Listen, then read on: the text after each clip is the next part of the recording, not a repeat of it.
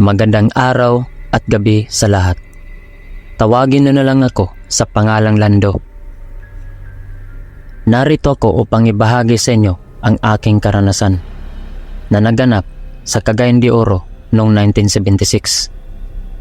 Nasa 27 taong gulang ako na mangyari ito. At sa mga panahong ito ay nagtatrabaho pa ako bilang checker sa isang pabrika na paggawaan ng mga sabon. Kadalasan ay gabi na akong makauwi dahil madalas akong pinag-overtime ng aking manager. Isang tanghali, habang ako ay kumakain ng tanghalian sa isang karinderya, may biglang tumapik sa aking balikat. Nang ako ay lumingon, ay ang aking kasintahan pala. Agad naman akong nagtanong kung bakit siya narito. Sa kanyang tugon, ipinaalam niya na siya ay titigil muna sa kanyang pag-aaral dahil siya ay nagdadalang tao. Hiniling din niya sa akin na kung maaari ay doon raw muna ako titira sa kanyang boarding house sapagkat siya na lamang ang naiwan roon dahil ang kanyang mga kasama ay lumipat na ng trabaho at lumipat na din ng tirahan. Ayaw rin niyang umuwi sa kanilang tahanan dahil siguradong papagalitan siya ng kaniyang mga magulang sapagkat siya ay nangako sa kanila na magtatapos muna siya ng pag-aaral bago pumasok sa isang relasyon. Idinagdag pa niya na ayaw rin niya doon sa inupahan ko sapagkat ito ay malapit sa highway at masyadong maingay ang mga dumadaang sasakyan. Nang sinang-ayunan ko ang kanyang hiling, ay agad siyang napangiti at nagpasalamat. Pag-alis niya, ako ay bumalik na rin sa trabaho. Pagsapit ng gabi, pag-uwi ko ay nagpaalam na ko sa may-ari. Nalilipat na ko ng matutuluyan. Kaya kinuha ko na lahat ang mga gamit ko at nagtungo sa isang subdivision kung saan nanunuluyan ang aking kasintahan. Pagdating ko, nadatnan ko siyang nakaupo sa balkonahe at naghihintay sa aking pagdating. Pagpasok ko pa lang sa gate, ay sinalubong na niya ako ng yakap at halik. Nang kami ay pumasok sa loob ng bahay, aking napansin na ito ay mayroong 10 silid, kasama na ang amin. Sa unang gabi ko dito, nahirapan pa akong makatulog dahil naninibago ako sa lugar. Pagkalipas ng 4 na buwan, habang ako ay nasa trabaho, nakiusap ako sa aking manager na hindi na ako mag-overtime sapagkat ang aking kasintahan ay buntis. Labis naman ang aking tuwa nang siya ay pumayag. Naunawaan niya ang aking sitwasyon sapagkat may asawa at anak rin siya. Pagdating ng hapon, sa aking pag-uwi, aking nadatnan ang aking kasintahan na abala sa pagbabasa ng isang paketbook habang nakaiga sa kama. Matapos akong magbihis, ako rin ay humiga at tumabi sa kanya. Akala ko ay isang kwentong pag-ibig ang kanyang binabasa. Ngunit hindi pala. Isa pala itong kababalagan na ang pamagat ay aswang. Dahil dito, tinanong ko siya kung naniniwala ba siya sa mga ganyang nilalang. Sumagot siya ng hindi, sapagkat mula raw sa kanyang pagkabata hanggang sa kanyang pagdadalaga, hindi pa siya nakakita ng aswang. Idinagdag pa niya na sa mga pelikula lamang na ito nakikita. Ngunit biglang naputol ang aming pag-uusap nang may narinig kaming kaluskos sa aming bubong. Sa simula, hindi ko ito pinansin dahil inisip ko na maaaring pusa lamang ito. Ngunit sa paglipas ng ilang minuto, unti-unti rin itong lumakas.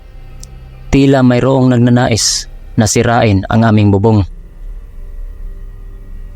Bukod dito, hindi rin ito kaaya-ayang pakinggan at tila masakit sa tenga dahil gawa sa yero ang aming bubong. Kaya lumabas ako ng bahay upang alamin kung sino ito. Pagtingin ko, ay wala naman akong nakita. Kaya bumalik na lang ako sa loob at buti na lang din ay nawala na ang ingay. Lumipas ang mga ilang araw. Nung kami ay nasa palengke, napansin ko ang aking kasintahan na laging nakatuon ang kanyang tingin sa kabilang daan, na para bang may nakikita siyang kakaiba. Kaya tinanong ko siya kung ano ang kanyang tinitingnan. Sumagot siya na may isang matanda raw ang nakatayo sa kabilang daan, na nakasuot na mahabang maitim na damit. Nakatingin raw ito sa kanya ng masama. Pero nagdadalawang isip ako na paniwalaan ang kanyang mga sinabi, dahil wala naman akong nakitang matanda na nakatayo sa kabilang daan. Pero kung sakaling totoo man ang kanyang sinabi, ay siguradong hindi ito pangkaraniwang tao.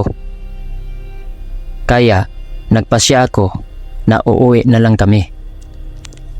Nang sumapit ang gabi ay naulit na naman ang pangyayari. Pero mas matindi na ito kaysa sa nung nasa palengke pa kami.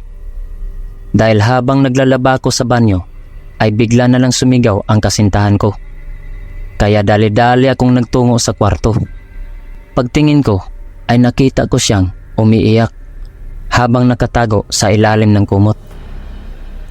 Nang tanungin ko kung ano ang nangyayari, sinabi niya na habang siya ay nakahiga ay nakita ron niya ang matanda na bigla na lang sumulpot sa bintana. Dahil sa labis na takot, hindi niya napigilan ang kanyang sarili na mapasigaw at mapaiyak. Noong pasado 9:00 na ng gabi, ay dito na kami makakaranas ng isang nakakatakot na hindi namin kailanman makakalimutan. Dahil habang nakahiga kami, ay nakarinig na naman kami ng may kumakaluskos sa aming bubong. At biglang sumakit ang kanyang tiyan. Dahil dito, kinuha ko ang isang pamahid mula sa kabinet at ipinahid ito sa kanyang tiyan. Pero habang tumatagal ay mas lalong lumala ang sakit. Kaya't naisipan kong puntahan na ang may-ari ng inuupahan namin upang humingi ng tulong.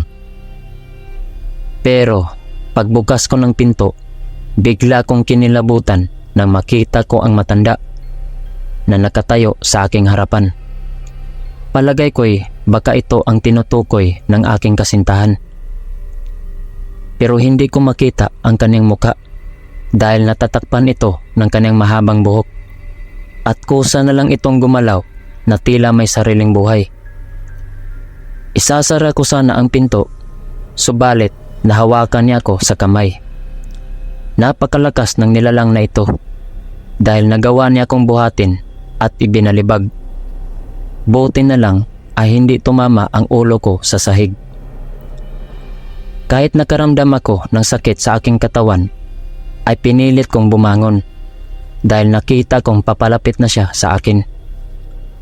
Nang makatayo ako, ay tumakbo ako papuntang kusina at kumuha ng 2 kutsilyo. Pero kahit may hawak na akong sandata, ay hindi pa rin ito natinag. Nang tumalon ito papunta sa akin, umilag ako at tumakbo palabas. Bubuksan ko sana ang gate, subalit naabutan niya ako at naitulak. Kaya natumba ako at naitara ko ang kutsilyo sa lupa. Pero hindi ko ito binitawan. Kasunod nito, halos hindi na ako makagalaw dahil nakapatong na siya sa akin at pilit niyang ipinasok ang kanyang buhok sa aking bibig at tenga. Kaya pinilit kong magpumiglas hanggang sa nakahanap ako ng tiyempong na isaksak ko sa kanyang leeg at braso yung kutsilyong naitara ko sa lupa. Kaya napasigaw siya sa sakit at tumakbo papalayo. Nang ako ay makabalik sa aming silid, ako ay huminga ng malalim, dulot ng kaba, nang aking makita ang aking kasintahan na nakahiga sa sahig, habang ang mga mata nito ay nakapikit. Nang aking siya'y gisingin, siya ay agad namang nagising. Kaya't nawala ang aking kaba at pagkabahala. Simula noon, hindi na muling nakita pa ng kasintahan ko ang matanda sa palengke sa tuwing kami ay pumupunta doon. At hindi ko alam kung buhay pa ba yon o patay na. Makalipas ang 2 linggo, umalis kami sa aming inuupahan dahil hindi na ako makatulog ng maayos. Dahil sa tuwing pipikit ako, maalala ko lahat ang nakakatakot na nangyari sa akin dito. Kaya lumipat kami sa kabila.